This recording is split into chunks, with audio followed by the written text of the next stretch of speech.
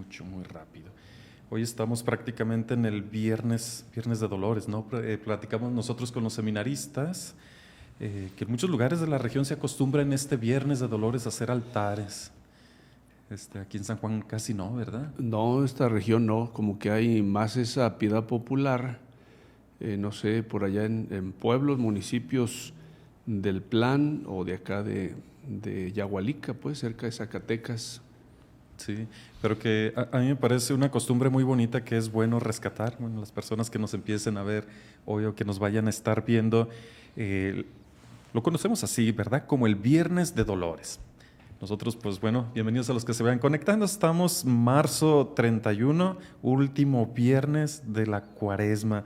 Interesante porque sí, prácticamente el siguiente viernes pues ya estamos en el viernes de Semana Santa. Y algunos dicen, ¿la Cuaresma? ¿Cuándo termina la Cuaresma? Si termina hasta el miércoles de la Semana Santa o si mañana sábado es el último sábado de la Cuaresma. ¿Usted qué dice?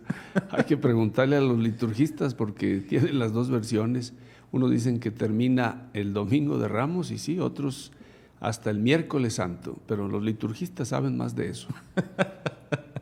Por si las dudas, los que tengan propósitos de semana, propósitos de Cuaresma, pues hasta el sábado de gloria, que para eso más vale. Se busca, ¿no? Porque si alguien hace un propósito, es propósito para vivir santamente este tiempo y celebrar con todavía mayor santidad la Semana Santa. Entonces, si le echaron ganas, los que consideren que la Cuaresma termina el domingo de Ramos, si le echaron ganas toda la Cuaresma, pues le echaron ganas para la Semana Santa, vivirla de manera más santa, ¿no? Y que le sigan todavía la Pascua, que es la fiesta, ¿verdad? No podemos celebrar la víspera de la fiesta, ya la fiesta todo se acabó. Sí, luego decimos que somos muy cuaresmeños o cuaresmales y poco pascuales, cuando debe de ser todo esto una preparación a vivir intensamente. De acuerdísimo, claro que sí, Padre Sergio.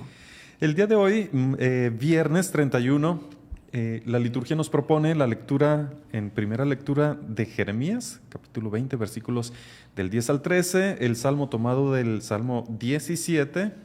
La frase que nos puede acompañar durante el día de hoy es: en el peligro invoqué al Señor y me escuchó. El evangelio tomado de San Juan, capítulo 10, versículos del 31 al 42, y algunos de los propósitos que nos propone, para hoy, pues la propuesta de la diócesis es: apagaré las luces innecesarias que estén encendidas en mi casa. ¿Se nos habrá perdido eso de mente? Y yo, bueno, pensaría no solamente las luces, sino muchas otras cosas no innecesarias. Dicen que hay gente que deja prendida la televisión, que porque la televisión les arrulla para dormir y la dejan prendida mucho rato. O la música también, la dejan encendida todo el día. Ajá. Sin que haya pues ahí precisamente un momento de silencio, de meditación. Pero bueno, la luz y todo lo que tenga que ver con eso, para también mentalizarnos del ahorro de energía. Sí, dicen que los ¿cómo se llaman? Eliminadores, los cargadores de los celulares que los dejamos conectados todo el día y noche, nada más llegamos a la noche y conectamos al puro celular, pero que se quedan conectados, que eso también algunos hacían algunas propuestas de tener la costumbre de desconectar de la corriente, porque aunque no están gastando igual que cuando cargan el celular, pero sí están consumiendo energía. Y varios electrodomésticos, se sugiere que lo que es la licuadora, bueno, el refrigerador viene preparado para eso, pero varios electrodomésticos que es mejor desconectarlos para ahorro de energía. Sí, bueno, y no soy de Capilla, soy de Capilla. Inés de Monterrey.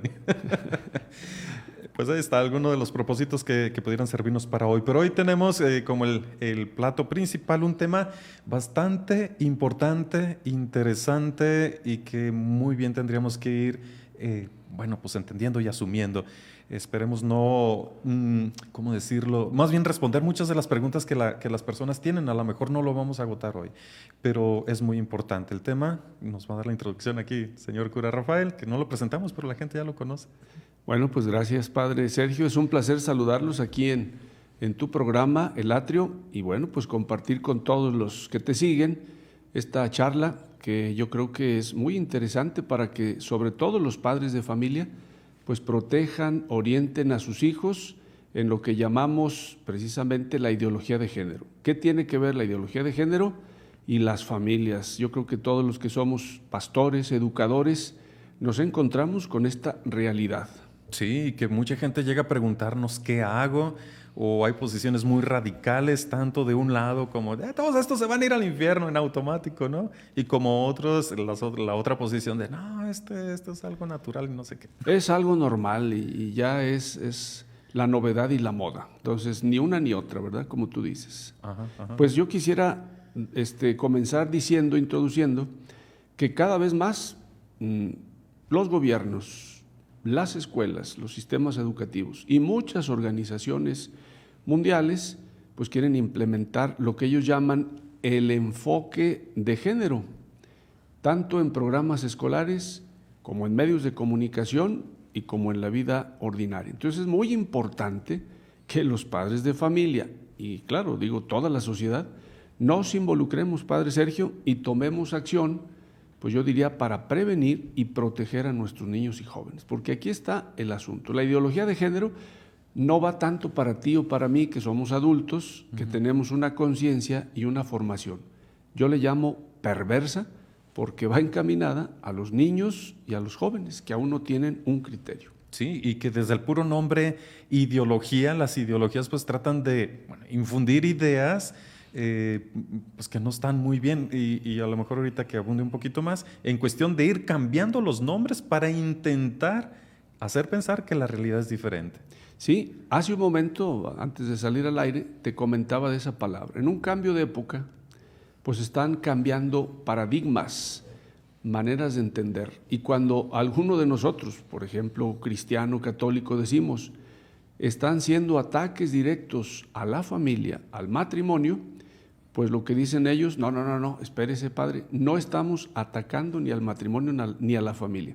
Esto es una revolución cultural y estamos redefiniendo los conceptos. Esa es la palabra. Entonces dice, no estamos nosotros atacando, estamos cambiando, redefiniendo conceptos. Esa es la manera de no ser agresivos en el cambio de conceptos y paradigmas de una ideología. Se meten como la humedad cuando ya de pronto pues están gobernando, como Sí. dictaduras. Pero hay que entender exactamente que nosotros entendemos la realidad a partir de conceptos. O sea, nosotros tenemos esa capacidad y al cambiar el concepto, para algunos pueden pervertir la realidad. Voy a poner un ejemplo bien fácil. Hace muchos años decían, estos son hombres por ser blancos, güeritos y así, con ojos de color como el señor cura. Adiós. Y estos otros no lo son porque son morenos, porque hablan otro idioma, y son dignos de, estos sí de respeto y otros, y estos no, estos son esclavos. Entonces el concepto, hasta que alguien dice, no, son humanos independientemente de estas características y no son animales, o no sé. Entonces, el cambiar el concepto en ese entonces para bien, le reivindicó la dignidad a las personas por el hecho de ser personas. Entonces ahorita la gran perversidad es querer cambiarle el nombre a las cosas para adormir la conciencia y ya no sentir tanto. Entonces en lugar de decir un ser humano en el seno de su madre, le están llamando un producto, un conjunto de células y que ya con eso no sientas tanto remordimiento, pero no, pues las cosas por su nombre, ¿no? Tú lo has dicho, conceptos. Y por ello, si vamos a hablar de conceptos, pues tenemos que estar bien prevenidos y manejar los conceptos para ser analíticos, críticos y que no nos doren la píldora, como decimos en el lenguaje popular. Mira, pues yo quisiera, aprovechando aquí a tu auditorio, hablar de estas pequeñas preguntas brevemente. Pues primero, ¿qué es la ideología de género? Luego, pues también, ¿a qué peligros se enfrentan nuestros niños y jóvenes? ¿Y qué puede hacer un padre de familia? Pues precisamente para impedir, para ser críticos ante esta invasión conceptual y luego ya en la práctica. Sí, adelante. Bueno, primero, el concepto. ¿Qué es la ideología de género? Es un concepto reciente. Los que lo avalan dicen que no es ideología, lo cual no es cierto, en principio. Pero sí, así en pocas palabras, padre, a todos los que nos siguen en tu programa, ¿qué es la ideología de género? Es un conjunto de ideas, subrayo, anticientíficas, ¿sí?, que pretenden desarraigar la sexualidad de su identidad natural, hombre o mujer, nada de eso. Ellos quieren desarraigar el concepto de sexualidad para reconstruir, redefinir el concepto de sexo bajo género. Ya no se va a hablar de sexo, sino de género, que sería pues hacer un nuevo constructo, una nueva construcción cultural, quitando la palabra sexo, poniendo la palabra género. Y así, pues nosotros decimos hay sexo masculino y femenino, ellos van a decir, no, hay un montón de géneros, ponle el que tú quieras. Sí, y nomás así como para ir, no sé, poniéndolo en términos más simples, lo que quieren hacer es de que la persona física no se defina a partir de rasgos físicos, naturales y biológicos, científicos, hormonales, etcétera, sino que se defina a partir de lo que la misma persona quiera decir de sí, ¿no? Así Entonces es como un, pues separar una realidad de otra, ¿no? O el rojo es rojo porque es rojo y utilizamos una palabra para decirlo así. Entonces que alguien le diga, pues tú le puedes llamar como quieras y percibirlo como quieras, pero tiene unas características científicas independientemente, ¿no? Por eso decimos que la ideología es algo anticientífico, va contra todas los argumentos y las realidades que estamos viendo, como tú lo mencionas, realidades biológicas, psicológicas, espirituales. Entonces, es ir contra todo eso que nos da una identidad natural, es robarles la identidad natural que cada uno tiene. Si yo nazco niño, si ella nace niña, no. Entonces, todo se niega, lo biológico, lo psicológico y lo espiritual, y tú puedes ser lo que tú quieras, aunque la evidencia científica diga que eres mujer o que eres hombre. Sí, esto, y leyendo un poco, pues muchos decían, es tan absurdo, es como decir que yo me autoperciba como un hombre de 2 metros de estatura, pero bueno, fisiológicamente nada más mido esto y decir, el metro es el que está mal, las medidas que están usando ustedes son malas, ustedes son alturofóbicos, porque a lo mejor yo soy muy alto y están en contra de los altos, y cosas así, decir, bueno, pues si hay una evidencia física de esto que se puede comprobar y que alguien quiera verlo de otra manera. Y también decir, ¿por qué ideología? Y enfatizar lo mismo que dijiste, porque es un conjunto de conocimientos o de afirmaciones o de argumentos sin bases científicas, ya lo dijimos, pero que están tratando desde varios puntos de vista, desde el punto de vista hasta económico por las farmacéuticas, desde el punto de vista político para la cuestión del control natal, desde el punto de vista de la educación pues con otras finalidades. Entonces se arman como una bomba de conceptos infundados, quieren que tengan cierta congruencia, por eso es una ideología, porque no es una cuestión científica, no es una cuestión muy abstracta. Y ahí el asunto es que a los niños y jóvenes son los que están más expuestos a las ideologías. ¿Por qué? Pues obviamente son más manejables, más manipulables, porque son vasos vacíos, los vas a llenar en gran parte de lo que quiere esta ideología. La ideología dice que se van moldeando culturalmente y así, bueno, pues los jovencitos que aún no tienen madurez, sentido crítico, se confunden y aquí viene pues el problema de la identidad sexual y de su personalidad. Entonces, bueno, esto es muy importante. Quisiera hacer aquí un paréntesis para hablar algo que comentaba contigo en el desayuno. Sí. El asunto es este. ¿De dónde viene más fuerte esta ideología? Pues aquí quiero hacer el paréntesis. Para todos los que nos escuchan, en 1994 tuvo lugar una reunión cumbre internacional en el Cairo, Egipto, 1994. Yo estaba recién ordenado. ¿Sobre qué fue esta reunión cumbre? Sobre la cuestión de población y desarrollo. ¿Qué vieron los países reunidos en esta cumbre? Que el mundo iba avanzando enormemente en la población mundial y que en 50 años aumentó 1,000 millones de habitantes.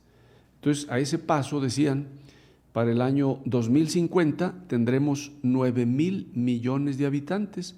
Hay que detener ese crecimiento porque es peligroso para la humanidad. ¿Qué va a pasar? No vamos a tener agua, no vamos a tener comida. Y es entonces, pues que esa cumbre internacional del Cairo implementó 3 estrategias y son las que en 30 años, vamos a cumplir 30 años de esa cumbre, se están llevando a cabo, se están suscribiendo muchos países para llevarlas a cabo como políticas públicas. ¿Qué estrategias? Primera, legalización del aborto, comenzando por Europa, América del Norte y países de América Latina. Entonces, comenzaron con eso. Todos los países, o muchos países, se suscribieron a esa estrategia y ese acuerdo político, excepto dos fuerzas, el Vaticano y los países musulmanes. Qué interesante. ¿Por qué? Por convicciones morales, ambos entidades, tanto el Vaticano como los países musulmanes. Los países musulmanes un poco más, porque ellos quieren tener más población mundial. ¿Sí? Segunda estrategia, Padre, todos los que nos escuchan, difundir la cultura del placer sexual, sexo seguro. Es decir, tú puedes gozar de la sexualidad, pero sin compromiso de tener vida. Y sexo seguro, lo entienden, ten relaciones, disfruta, pero usa condón, prevé que no te vayas a enfermar, y se separa lo que es el sexo de la reproducción. Entonces, todos los países o muchos países hablan de sexo seguro. que no exista. Que no haya familia. y que no te enfermes. Ese es el sexo seguro. Lo contrario, bueno, la consecuencia, perdón, pues es que realmente no funcionó el sexo seguro. Hay más niñas menores embarazadas porque no basta la información, sino la educación. Y tercera estrategia, para cerrar este paréntesis, promover la cultura y el matrimonio gay. Entonces, los países que se suscriben tienen la presión internacional de que si no se les presta dinero, si no se implementan estas políticas. Sí, y para allá estaba pensando el comentario, ¿no? Por ejemplo, legalización del aborto, más bien parece promoción de abortos, que en el fondo va a eso, y casi obligación de, ¿no? Y como bien dices, la presión de muchos países es, bueno, necesitas cuestiones económicas, necesitas que te demos tecnología, por ejemplo, para superar las ciertas situaciones que tienes. No, pues te tienes que suscribir a este acuerdo, y en este acuerdo todo lo que digamos tiene que ser como nosotros querramos. Y a nosotros, los países poderosos, nos conviene que tú, país chiquito, no tengas gente, porque la gente es el valor de un pueblo. Entonces, si tú no tienes gente, pues vas a seguir siendo, no sé, pobre, chiquito, no sé qué. Estoy inventando un montón de cosas, pero muchas cosas son ciertas con respecto a eso, ¿no? La manipulación de los poderosos a las conveniencias de ellos mismos, obligando a todos los demás y queriendo difundir eso. Entonces, que la cuestión del aborto, pienso, es sobre todo un interés político más que bases científicas, ¿no? Y es irónico que en el tiempo de la historia que estamos es cuando más recursos tenemos, cuando más tecnología para cavar pozos, por ejemplo, en cuestión del agua, para sanear la misma agua, ventajas para utilizar el agua del mar, que antes era muy difícil y ahora ya hay mucha tecnología que puede usarse para eso, para combatir las enfermedades, para los cultivos y todo eso. Entonces, es como decir, el camino es muy largo, no lo vamos a poder caminar, entonces en lugar de pensar cómo caminarlo, vamos mochándonos los pies, que nadie lo camine, ¿no? En pocas palabras, eso que dices, voy a hacer una referencia evangélica. Ante 5,000 gentes y solo 5 panes y 2 pescados, ¿qué les dijo Cristo a sus apóstoles? Denles ustedes de comer. Con lo poquito que hay, denles de comer. Pero el Cairo, la conferencia del Cairo, fue lo contrario. Ante más gente, disminuyan las bocas, lo que estás diciendo. Entonces, en lugar de usar la tecnología para producir más, compartir más, mejor que haya menos bocas.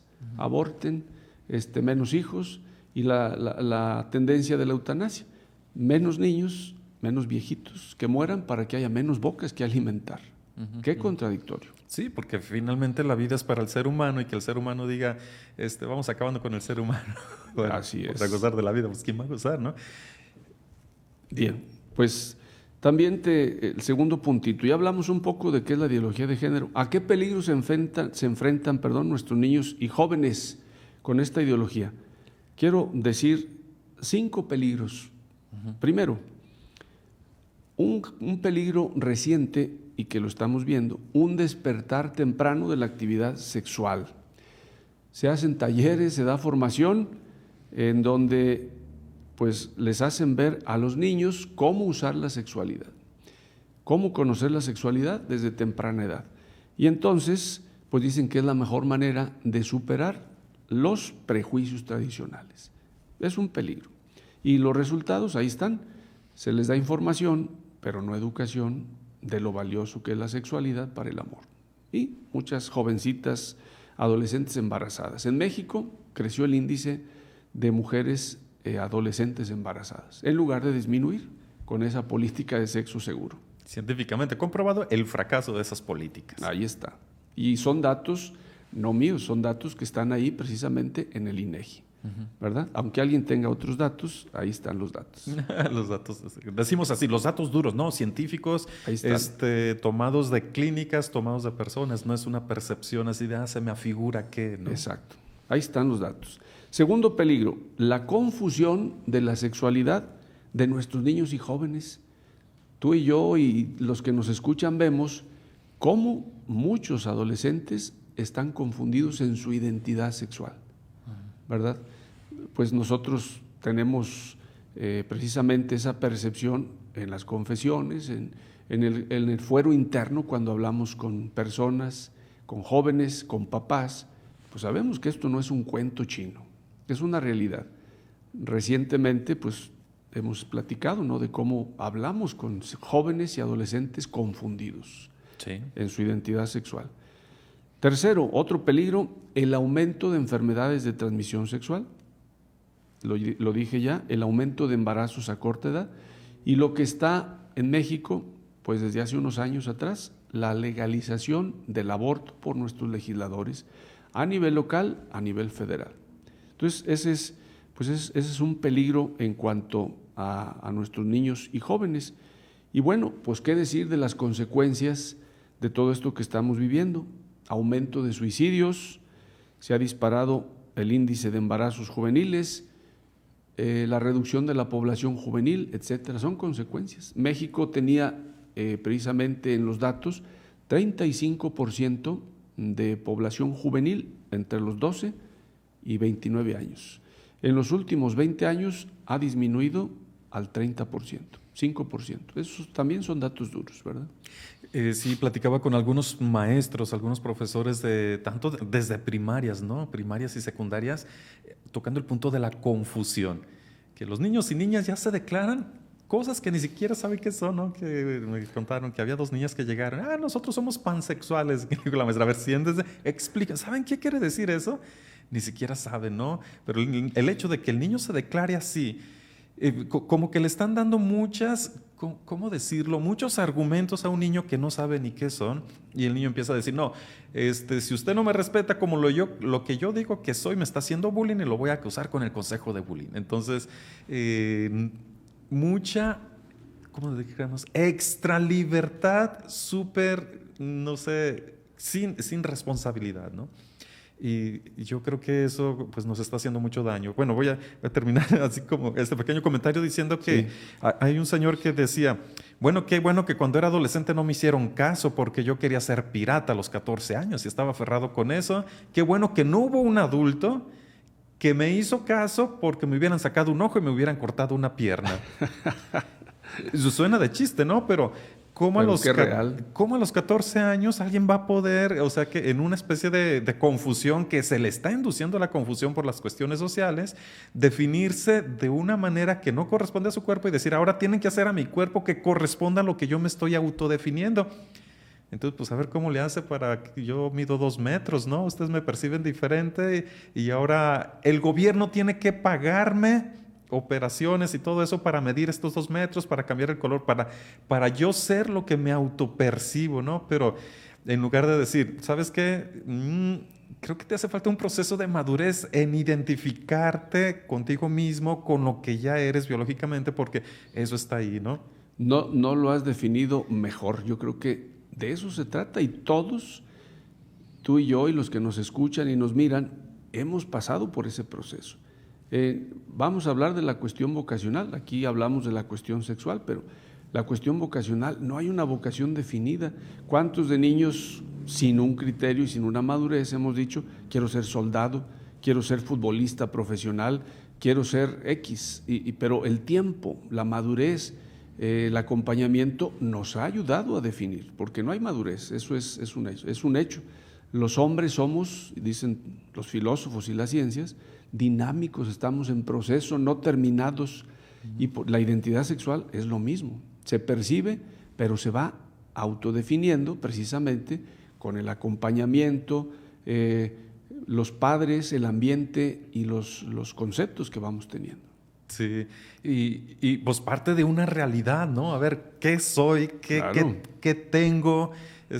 Por ejemplo, tengo 5 dedos, no voy a decir, es que ¿sabes qué? Tengo 6 dedos y yo me percibo con una mano de 6 dedos y el gobierno me tiene que poner un dedo extra porque yo así me autopercibo. Entonces, ¿cómo decir a alguien? Yo me autopercibo como mujer, pero pues aquí la naturaleza me pegó algo que no iba, ¿no? Al contrario, que una mujer se autoperciba con hombre y diga, pues yo soy un hombre, pero la naturaleza se equivocó porque me falta aquí algo que me...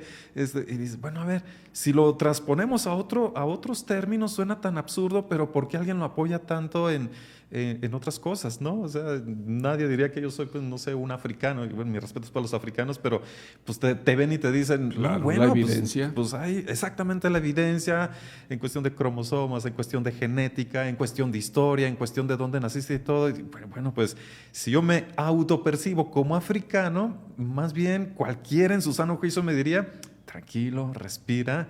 Creo que hay una cuestión que te hace falta percibir y apegarte a la realidad. Y más de que negar que eres este color de piel y todo, pues más bien en este camino de madurez, apréciate como eres, ¿no? Y acéptate. Y acéptate. Y ojo aquí, porque aquí hay un engaño. Algunos van a decir, no, yo me acepto como homosexual. Y no, más bien no te estás aceptando como eres, estás yéndote a otro campo y quieres que los demás te acepten en un término de lo que no eres. Porque alguien diría, no, yo me estoy aceptando como soy y soy un africano. Y pues, no. Es una aberración, pero bueno, pues en esta mesa solo estamos tú y yo. Sin embargo, hay otras voces, aquí lo aclaro, habría que escuchar esas voces, pero realmente en un tono de escucha y de racionalidad, porque si no, pues sí caemos en esos riesgos, ¿verdad? De caer en una aberración científica. Y ese es el problema de estas ideologías. Sí, adelante, vamos a ver ahora qué dice la iglesia y las recomendaciones para los papás con respecto a esto, cómo tratarlo, porque pues es un problema pues muy serio. Sí, sí. Yo quisiera, primero, ¿qué puede hacer un padre de familia ante estas políticas públicas de los gobiernos de imponer pues leyes contra la ética y los valores morales? Primero esto, y luego ya en la vida práctica, pues, ¿qué sugerimos a los padres de familia cuando ya se da el problema? ¿Verdad?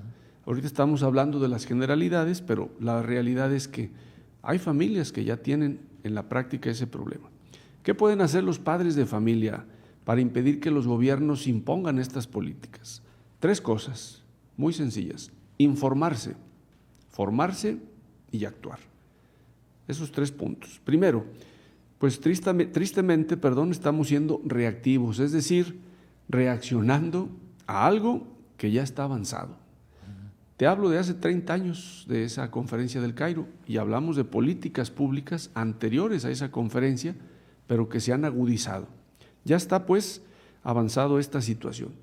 Esto ayuda a corto plazo, pues es un elemento de contención, ser reactivos, ¿verdad? Ya está el problema, le pongo una barrera, un muro, algo lo detiene, algo lo contiene. Y es bueno, porque realmente la ideología de género ya está metida en la educación, ya está metida en las leyes de México y en la Suprema Corte de Justicia. O sea, tenemos ahí pues esta cuestión legal y educativa, es muy fuerte. Por eso, aparte de contener, necesitamos informarnos y formar a nuestra gente, pues es lo que queremos hacer en este programa, ¿no? Sí. Formar a nuestra gente para que esté más al día, más al día. Acabo de ver la noticia, te comentaba, que el 14 de marzo pues pasó a la Cámara de Diputados una ley, ¿verdad? Una iniciativa de ley en donde precisamente pues se quiere también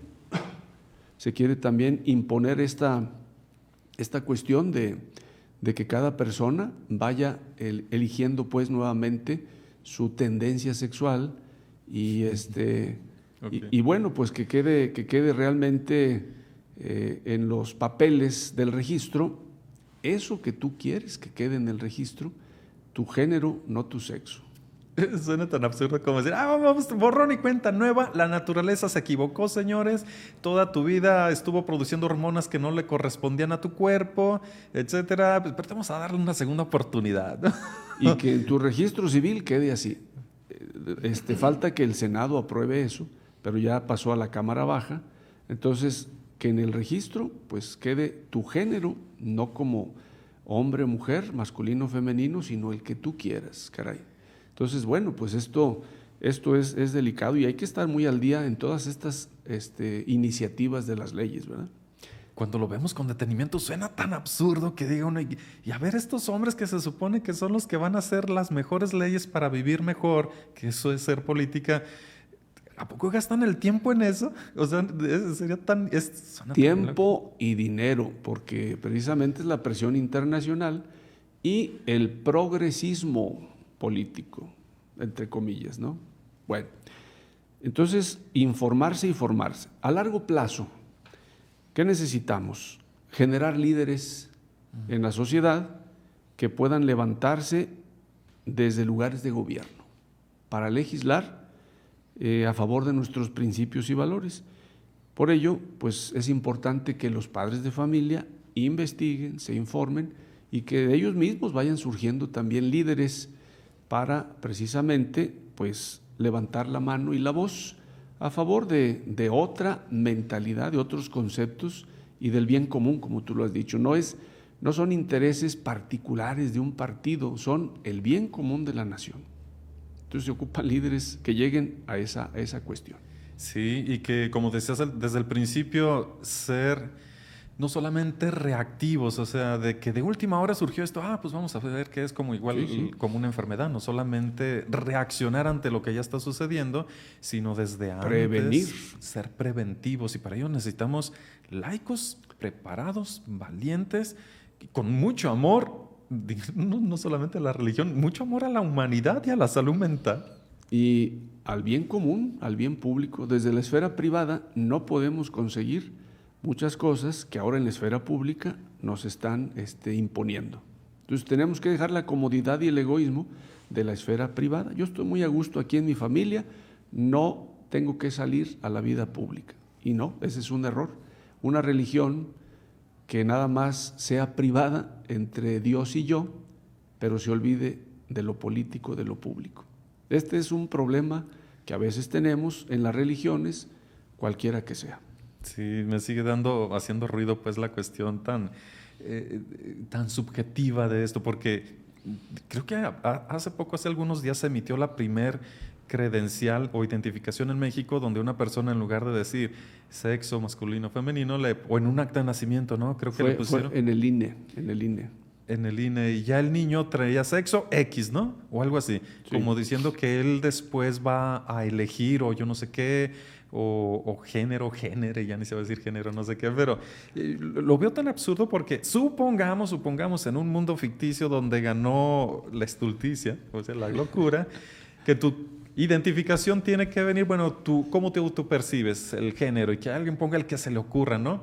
Pero a la hora que vas con un médico te va a preguntar, bueno, pues usted se perciba como usted quiera, pero usted dígame qué trae ahí. Pues sí.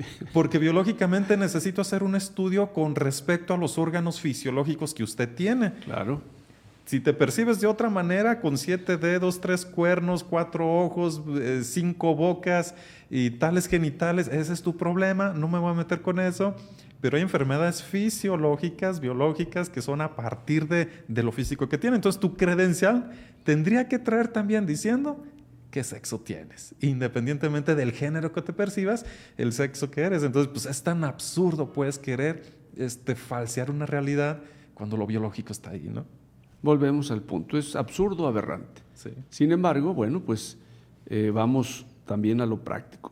Lo último que quisiera hablar contigo y con tu público, Ajá. el tema más difícil que vamos a decirlo así, manipulación, adoctrinamiento en la ideología de género, se extiende cada vez más a las familias de México.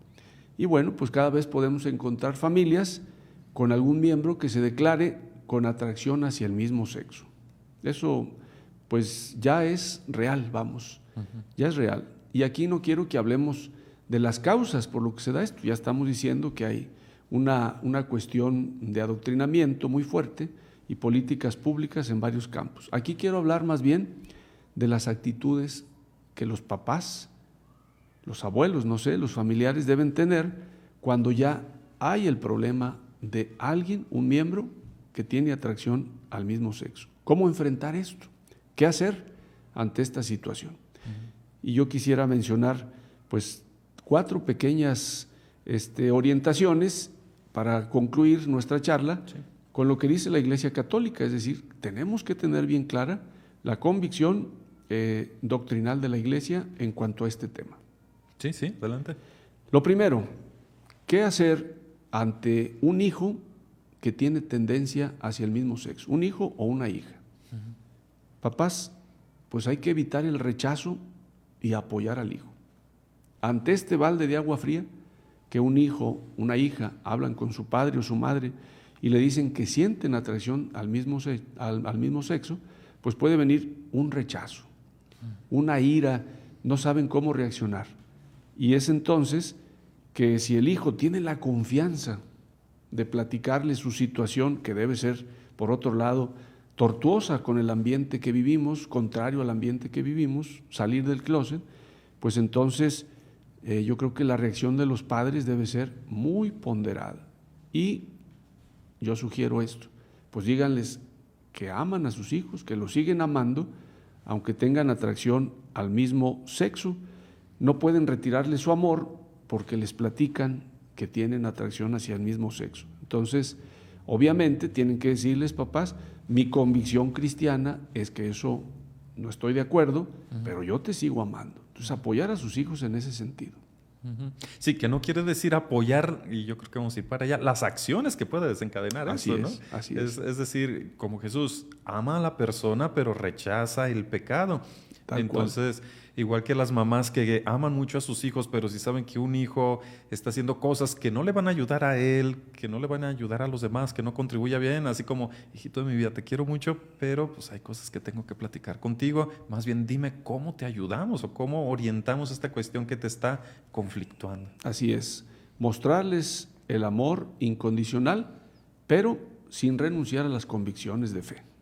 Segundo, no prestar atención al qué dirán. ¿Cuál es el problema ya práctico de una familia en donde un hijo o una hija tienen atracción al mismo sexo? ¿Qué va a decir la gente? ¿Qué va a decir mi comadre? ¿Qué va a decir mi vecino? Bueno, hay que decir que en el mundo de hoy, como en el del tiempo de Cristo, ya hay suficiente incomprensión, ya hay demasiado juicio y condenación. Lo que realmente cuenta, lo que importa, es poner en práctica el amor, y ya las reacciones negativas del mundo, de los vecinos, bueno, pues eso es realmente otra cosa. La orientación sexual, hay que decirlo, no hace que las personas dejen de ser personas. Lo importante es dirigir los esfuerzos a ser mejores seres humanos. Bueno, pues el qué dirán no importa. Si tu hijo o tu hija, a pesar de esta situación, pues sigue siendo persona y puede ser buena persona, no está cerrada la puerta de la salvación, entonces, bueno, el qué dirán, el juicio no debe ser el centro de la relación familiar ni de la fe familiar. Sí, has tocado un punto bien interesante. Si él, o sea, si la persona quiere, busca hacer la voluntad de Dios y ser buena persona, independientemente de los retos que esté sufriendo, porque pues, todos nosotros tenemos traumas complejos y cosas así, y a pesar de eso tenemos que sobreponernos para hacer el bien, ¿no? Así porque la frase que a muchos sacude todavía, que no se entendió, me parece suficientemente en algunos contextos, la del Papa cuando dijo, bueno, pues si una persona así, si un homosexual está tratando de buscar la voluntad de Dios, ¿quién soy yo para juzgarlo? Lo dijo por ahí, pues así como que a muchos les sacudió diciendo, ves, el Papa está de acuerdo. Otra vez repito la frase, si están buscando hacer la voluntad de Dios, dice, ¿quién soy yo para juzgarlo? ¿Cuál es la voluntad de Dios? El Catecismo de la Iglesia Católica lo expresa muy claramente, que las personas con una situación así están llamadas a vivir el celibato, ¿no? Un cierto celibato, a abstenerse de prácticas que son antinaturales. Entonces, hacer la voluntad de Dios es ser personas buenas, ser personas honestas.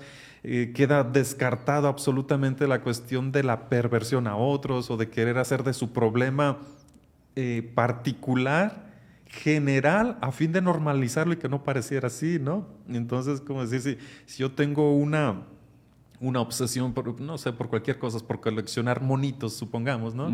Y que ya llega a ser de una manera enfermizo, y que para que no se vea enfermizo quiero legislar para que todos tengan así, y que no me vea yo decir, no, bueno, hay que caer en cuenta, ¿no? Y bueno, digo monitos, hay quienes son, como le llaman, coleccionan en su coleccionistas casa, más que coleccionistas, que enfermizamente llenan su casa de muchas cosas. Obsesivos, ¿no? eso Sí, ya es. obsesivos.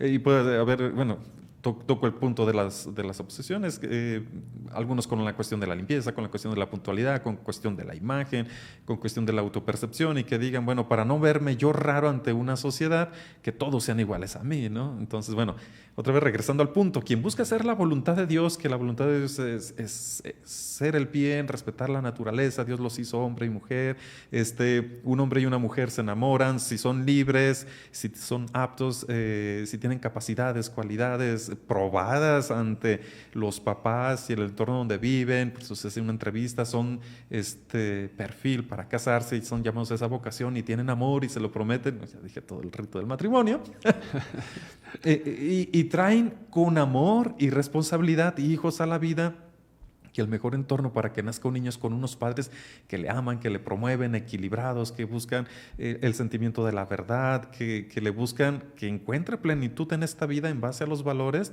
y no solamente a ciertos aspiracionismos, a ciertas modas, a ciertos complejos, a ciertas políticas que más bien le hacen daño. Entonces, desde allí fundamos que la base de la sociedad conforme a la familia y familias sanas, equilibradas, con fe y que buscan el bien. Ese presupuesto tiene que estar bien claro para no interpretar subjetivamente y relativamente, como tú bien lo subrayas. Tercero, papás, busquen apoyo. Cuando surja un problema de este tipo, pues hay que buscar apoyo para ustedes y para su hijo, para su hija. Y ese apoyo, pues obviamente es acompañamiento, ayudarle en su autoestima, el apoyo de acompañamiento psicológico, espiritual, moral, con las personas adecuadas, ¿verdad? Personas adecuadas, porque luego, pues puede haber o sacerdotes o psicólogos o personas que desequilibrados en este campo, pues pueden, ¿qué digo yo? Causar radicalismo. Pues está bien, no pasa nada, eso es normal. Pues no, cuidado, eso es demoníaco. Extremos que siempre nos afectan. Sí. Buscar un apoyo equilibrado e indicado para ese momento. Y que hay personas buenas, hay psicólogos buenos, hay sacerdotes, la gran mayoría, yo diría, y hasta personas de sano juicio sensatas que a lo mejor sin tener una profesión en el campo de la salud mental, tienen un sano juicio y te dicen, a ver, con calma, vamos poniendo las cosas en su lugar. Claro. Por último, no buscar culpables, sino soluciones. Una reacción muy común ante un hijo o una hija que se declara con atracción al mismo sexo, pues luego buscar quién es culpable. Ya ves tú, esposo, por haber hecho, ya ves tú, mamá, tienes la culpa por, qué sé yo. Siempre se buscan culpables. No hay que gastar energías peleando entre ustedes y buscando culpables. Hay que centrarse en la búsqueda de soluciones y de buena orientación para sus hijos. Esto se me hace muy importante. Bien, con esto cierro y quiero leer lo que dice la Iglesia en cuanto al Catecismo de la Iglesia Católica en cuanto a la homosexualidad. Lo leo textual para no quitar ni poner. ¿Qué nos dice la Iglesia en la doctrina referente a esta cuestión? La Iglesia Católica distingue entre ser gay y cometer actos homosexuales. La Iglesia no está de acuerdo en los actos homosexuales, pues son un pecado que va contra el orden natural, pero nos pide que seamos misericordiosos con quienes sienten esta inclinación. La invitación de la Iglesia es, tú ya lo mencionabas, a que si se siente inclinación o tendencia hacia el mismo sexo, la persona pueda ser casta y luchar con la gracia de Dios contra esta inclinación para hacer su voluntad. Como tú lo habías dicho, pero palabras textuales del catecismo. Bueno, pues así cierro yo esta, ojalá que sea una buena orientación de lo que hemos charlado, pues para los que nos escuchan en sus familias, en casa o donde estén trabajando. Sí, nos unimos también por decirlo de alguna manera, pues el sufrimiento de muchas familias, ¿no? Porque los papás sufren cuando escuchan esto. A veces la manera de ser reaccionarios no es la más adecuada por la falta de formación, por el impacto que tiene esto, pero mucho del dolor de los papás es decir, ¿y qué va a hacer de mi hijo con esta situación, no? Como no saben tratarlo, a lo mejor rechazan, se quejan contra Dios, no sé. Pero bueno, tomarlo con calma, poner las cosas en su lugar, tratar de buscar ayuda, como ya habían dicho, tener bien claro el concepto de la iglesia. No solamente diría yo el concepto de la iglesia, el concepto de la naturaleza y la evidencia científica, ¿no? de esto, y estar bien atentos para que no se nos vayan a colar este tipo de ideologías en este y en muchos otros campos. Así es, de acuerdísimo, y ojalá pues que estemos todos informándonos y formándonos porque lo necesitamos. Pues muchas gracias. Nada más aquí, ya algo más con lo que quiera cerrar, y nos va a dar la bendición y pedir y orar pues por las muchas personas que tienen alguna situación, y sobre todo por los niños y niñas que tienen mucho derecho a tener una vida sana, lejos de los prejuicios de algunos pocos que les quieren imponer.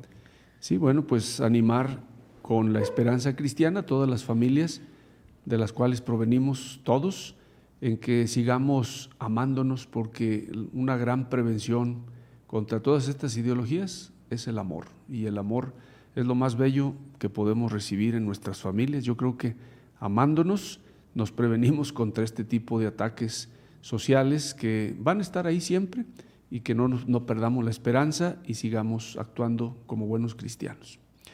Pues gracias, y les doy la bendición en el nombre de Jesús a todas las familias. Que la bendición de Dios Todopoderoso, Padre, Hijo y Espíritu Santo descienda sobre ustedes y les acompañe siempre. Pues muchas gracias nuevamente, señor cura. A ti. Señor cura Rafael Domínguez, aquí de la parroquia de San José en San Juan de los Lagos, por habernos compartido un poquito de este tema. Esperemos seguirlo teniendo por aquí más seguido. Entre las muchas ocupaciones, se viene Semana Santa, pero ya después le podemos hacer un programita cada día. Y muchas gracias.